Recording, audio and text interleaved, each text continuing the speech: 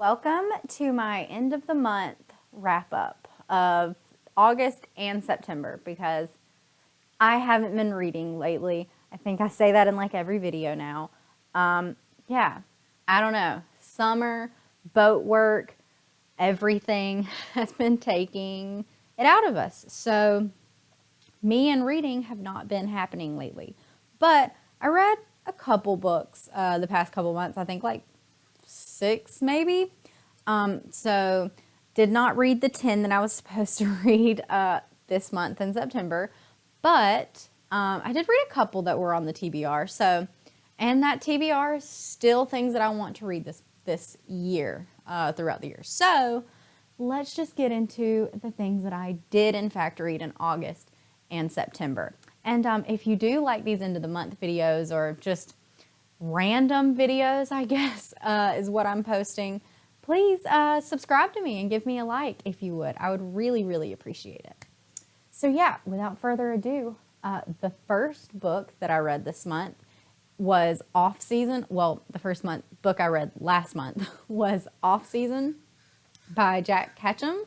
And when I first picked this book up, I thought it was going to be about black-eyed children because like the first scene, it says like children with black eyes. So I was like, oh, this is going to be like black-eyed children, like weird shit, right? It was still weird, but it was about cannibalism, not black-eyed children. So I was wrong. And it was really good. I really enjoyed it. It was very grotesque, very gruesome. You're like following this family of cannibals that live in this rural like forest of Maine, and they eat people that go there for like vacations or what have you. And yeah, these people go missing. And so usually when I'm done with books, I go on Goodreads and I rate them, but I also go and like read other reviews because a lot of times like reading other reviews helps me put into words like my actual feelings because my brain doesn't do that for me. Like I know what I'm thinking, but when I read what other people think, I'm like, yes, exactly. You worded that so much better than how my brain worded it.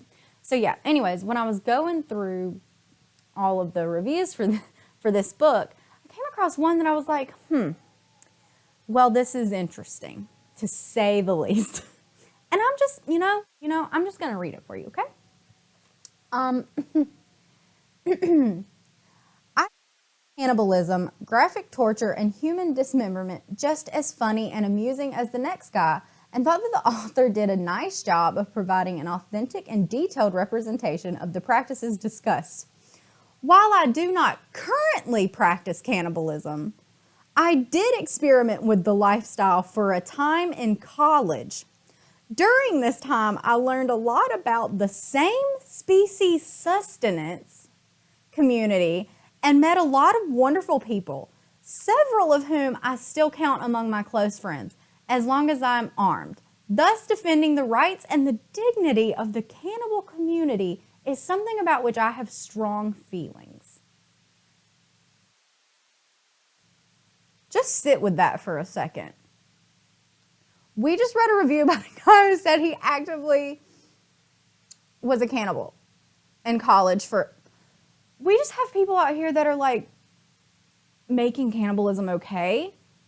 That's wild to me. I just wanted to share because if I had to read it, somebody else needs to read it too. Okay, so I'm glad that we could share that together. The next book that I read last month, whatever, these past 2 months. The next book that I read was Things Have Gotten Worse Since We Last Spoke by Eric LaRocca. This was another horror book, but it's a novella. I think it's only about 150 pages, and it was also wild. I think I have really been in the mood for like, give me something to make me feel. Like I want to be grossed out. And like happy-go-lucky books, I think I've said this before, just do not do it for me. So the more fucked up, the better. And so the books that I read these past couple months have really been hitting it for me, which is great. So yeah, Things Have Gotten Worse Since We Last Spoke is about these two people who like meet on the internet, some social media site, and blossoms into some sort of relationship. And that's pretty much all I can say because it's such a short book and anything else will definitely be a spoiler. But yeah, super good, super creepy. Like, this book creeped me out, and it makes you think about like all the online messaging back and forth that you've had with people, and like, was there other nefarious things that they meant? I don't know. It's just kind of like eerie and creepy. So yeah, very much so enjoyed that. I read I'm Glad My Mom Died by Jeanette McCurdy, and I think everybody has read this the past couple months because, wow. First of all, the title, very jarring, but after you read it, you understand. I'm also very glad that her mother died, I think. It's so unimaginable, the things that other people have to go through. And then I think it's just crazy because during this time when she was literally going through the most fucked up, traumatized shit of her life, I was sitting on the couch of my trailer watching her in like middle school or like early high school, loving her character, like living vicariously through her. I loved Sam. And so just like the juxtaposition of, you know, me being so happy as a child and like thinking like, oh, how amazing would that be to like be Jeanette McCurdy, and I bet she's so happy, to now read this book about it and it's like the very, very opposite of happy. And like her mother contributed to a lot of that. Most of it, you could say. So such a good book. I highly recommend. If you are usually not one for nonfiction, because I'm not either, I usually like to listen to my nonfiction, especially when the author reads it. I think it just makes it so much more like emotional. This definitely did that. She teared up a couple times. You could tell it was really emotional. It was really, really good though. And I highly, highly recommend. Even if you didn't like iCarly, I think you would probably get something from this. Okay, so next we have Shiver by Allie Reynolds, and this is like another little cozy mystery, which I really enjoy. It kind of reminded me of One by One by Ruth Ware. So this group of friends goes to the ski chalet for like a 10-year reunion of sorts. 10 years prior, one of their fellow snowboarders went missing on the mountain and they've never been able to find her. So they all are under the impression that their group, the other people in their group invited them and like put this thing together to get them all for this 10-year reunion. Well, they get there and nobody's at the ski chalet. They're alone and things happen, and probably things that they didn't think happened 10 years ago that did happen. So there's a lot of like who done it essentially. Who made this girl disappear, or was it just a freak snowboarding accident? So, yeah, kind of like One by One. I will say I kind of liked this one a little bit more than One by One. This had a little bit more of a plot. And maybe I just wasn't trying to figure it out. This one was not as straightforward as One by One either. Like, you couldn't open the first page and be like, know who did it? Done. I feel like you could definitely do that with One by One. Anyways. It was really good. I recommend it. It's set in the snow, so if you want something to cool you down, I mean, we are in the fall, so snowy season is coming very soon, unfortunately. Next, we have The Long Bright River by Liz Moore. And, I feel like I am in the unpopular opinion camp with this one because I did not enjoy. It was kind of boring to me. I don't know.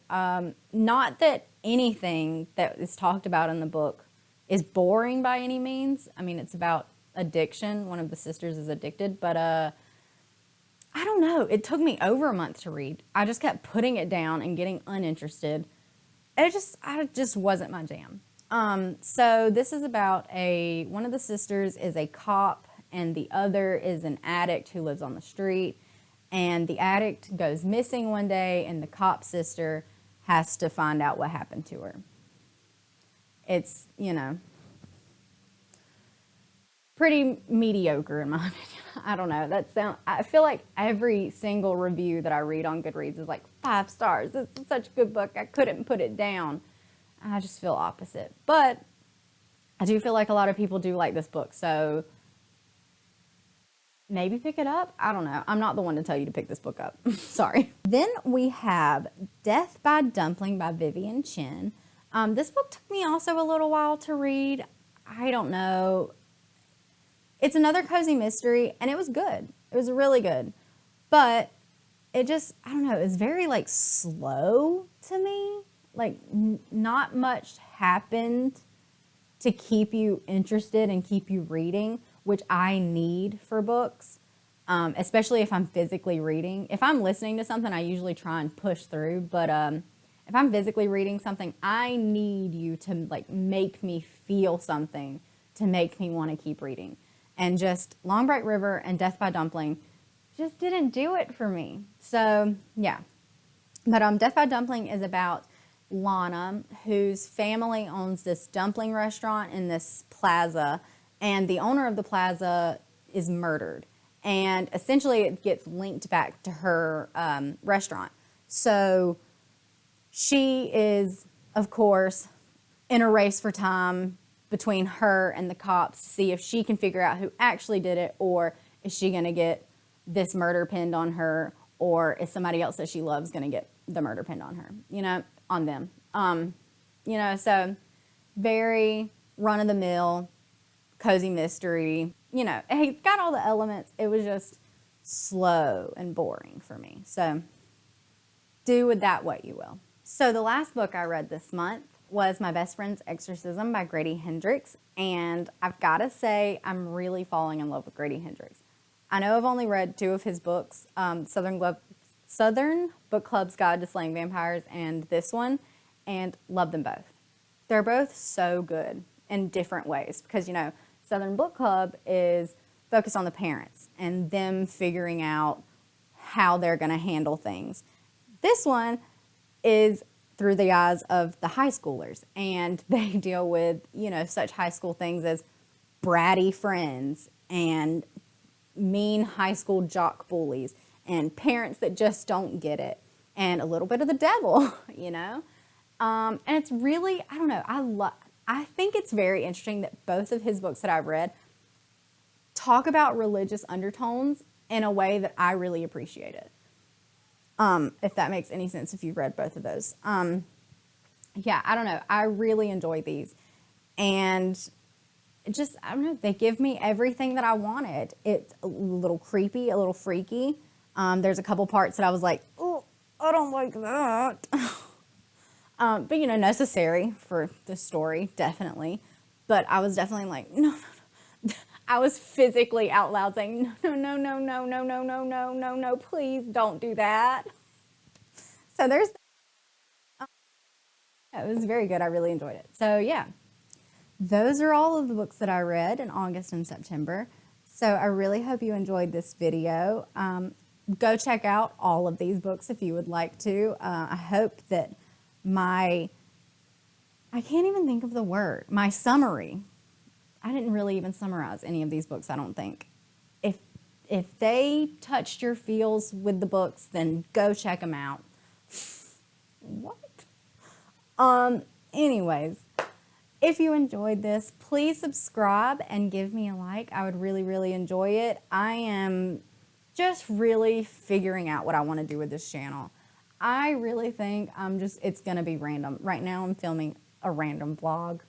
I want to do some cooking out of some cookbooks that I have that I've got to give up before we go to the boat, live on the boat. So this is just going to be a Mod Podge of who knows what. But I hope you'll stick around for it. Yeah, so anyways, thank you so much. I hope you have a good day or night or whatever time it is when you're watching. Bye.